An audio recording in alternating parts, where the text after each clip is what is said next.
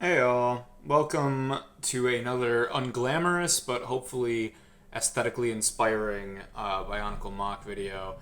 This one brought to you by Shitty Shaky Bendy Tripod and the Old Gray Cube, my two trusty companions in these videos as of late. I used to take this channel a little more seriously, and I had gear that I was fully comfortable with. But these days, it's more about the memes. So anyway, here's the remake of the white Bionicle that I showcased in an earlier video.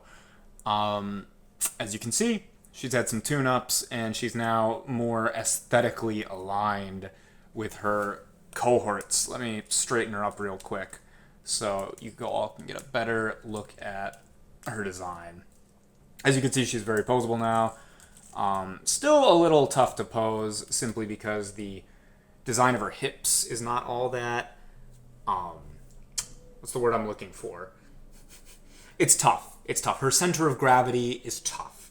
But let's work from the top down. Let me not get ahead of myself. I just want you all to see as proof that she can in fact stand. So her head is, first off, she's got little headphones. I thought that'd be a nice change of pace from the other designs where it's just like hair mock-ups. Here, she's got the little spiky frosted blue tips, so she probably is one of the, the mental illness haircut types with the short dyed hair. However, I think the headphones kind of play it off as more like a punk roller skater. There's just like an emo alt vibe going on, is how I like to envision this. You can see the backdrop of her like actual skeleton slash musculature is black, as is a common theme in the other ones. I believe they all have either gray or black undertones. Of course, her chest is self-explanatory. I finally managed to get proper cups, so pretty happy with that. A Rockshi belly that leads into a little blue port near the bottom. Sorry for the air conditioner. Yeah, so that's her torso. You'll see it on the back. There's a nice curvature, juts out at the shoulder blades, comes back around and juts out once again for a somewhat bony rump, but still more pronounced and protruded than the previous version of her, which basically had no ass. It was just Taylor Swift, and I'm not a fan. So anyway, little hollow on the backside. Decided to let that be. You can see the arms. They've just got all of the snowflake accoutrements of the Glatorian era, which I thought was... they were too cool for me not to use, so I had to figure out a way to. Also, you can see the little Fantoka leeches are acting as basically like icy greenish blue snowflake ornaments on her arms. So I think that's nice. And I also dig how the Bionicle Star's feet, the white Takanuva feet, act as like basically curvy shoulder pads for her. They're thin and they're round and they fit the overall feminine aesthetic without leaving her barren. They work. Kind of like how these silver pieces curve inwards right at the groin area, and it all kind of just gels together. Same deal there. So yeah, you've got thighs that kind of go inward. I wish I had something protruding here to fill this gap, alas, and I wish I had another piece to curve to cover up this, but I really don't. I tried using Enika shoulder pads around here, and they were just too bulky. There was no permutation where they worked, Oh, also a little detail I'm sure you guys already saw, but to cover up the back of her head, I used the Takanuva Bionicle Stars. God, such a jumble of useless information in my head about this series. Takanuva Bionicle Stars chest piece to cover up the back of her head and kind of make it like one continuous piece of hair almost is the idea. Again, pulling off the mask over mask design is crazy for me. I'm pretty happy with that. As is having the the Enika torso piece as her bottom leg part. I mean, that was an inspired choice. The fact that the thigh connection happens like 8 pins apart, some insane number like that, 10 pins apart. I'm just eyeballing it right now, but it's so wacky. So you can see the only bit of her that's really maintained, as was expected, by the way.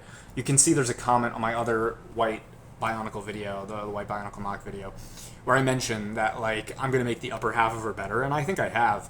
But I mentioned, I basically went implied in that comment that I wasn't going to alter her bottom half all that much. And really, besides the hip area, besides the ass and the hips, I really haven't changed much. Her legs remain very, very similar to the design I had previously because I was quite happy with them. And same thing with the shoes. I really haven't changed much besides these little yellow accents that I have peppered over the rest of her body. You can see they're mixed in here and there. And these little stabilizer pieces, these silver and black ones. The black is kind of a happy accident because all the other shoes of the other sisters have black notes to them. So I'm glad I could work more black into her shoes. But also, they just serve to stabilize her as one more notch because God knows the rollerblade feet are not the most friendly. But as you can see, she actually balances quite well on this table. Sorry, not table, but the little gray cube I have, whereas in the previous video, there were permutations of her that just couldn't even, you know? So that's her. That is her. Let me see if I can center her a little bit better. Again, I'm filming in such a weird way that I can barely see the camera, so you'll have to, pardon me on that front. But yeah, that's her. Big cleavage. You can see the little bikini strap around her neck, made out of a Nika Huki, however it's pronounced. Huki's chains. And I worked really hard to add some visual detail. See these little black bits right here? That's just so that the top side of her tits doesn't just cut off into the invisible air. You know what I mean? It's really weird seeing invisible air. Genius lines from yours truly. But I just hated the idea that the tit covers kind of just flew off into the distance and didn't connect with her clavicle region whatsoever, which was just so anatomically jarring compared to the others. The other sisters, some of them have that actually, like especially the red sister, the top of her tits just go nowhere. But it's something visually about the rest of them is so busy that fact isn't obvious and it works in their cases, whereas her, it always felt like it didn't work. So I added something just so that there's visual continuity. There's no unsightly gaps streaming upwards to the neck and shoulder trapezius area. So this is the design thought process that goes into these, by the way. But yeah, that's kind of all I really have to say on her. As you can see, a lot of advanced techniques, especially the mask over mask with the headphone motif thing going on. That's pretty crazy. And this build was only made possible because I returned to my glorified storage facility and chanced upon a couple of stray white pieces that I had lying around and brought them back here. Because not much has changed about her part-wise from the previous version of her. I think it's just the Rakshi back, first and foremost. The what's his name? Photok? The Matoran, the Fantoka white Matoran mask, the other Takanuva foot, because I only had one of them here when I made the previous one, and then like and one Glatorian hand. But I think those 4 or 5 pieces are the only things I brought back, and they completely changed my ability to optimize this design. So yeah, just a curious build overall. Oh great, now the fan finishes right as I'm about to end the video. But yeah, I just wanted to show that I updated her. I'm very restless with these, but again, in her case, I think I'm done because I don't have any other white pieces that could optimize her further. I've kind of exhausted all of them, and yeah, she's kind of spoken for.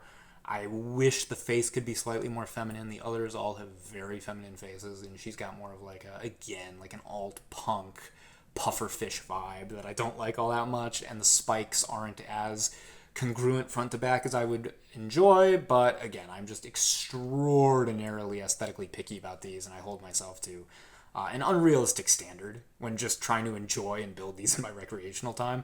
So yeah, I think I'm going to stop here while I'm ahead, but just one more spin around, and yeah, that's her. Oh, and fun fact, she can't really move her head left to right because, as you can see, the axles, what are they called? Basically lock her into that neck connector piece. So she can move up and down, and that's that. But let's see. A little bit of that. Woo! Moment of truth. Can I get her to stand for the rest of the video? Probably not. But thanks for watching. I'm going to press stop, and she's going to fall over about 3 milliseconds after.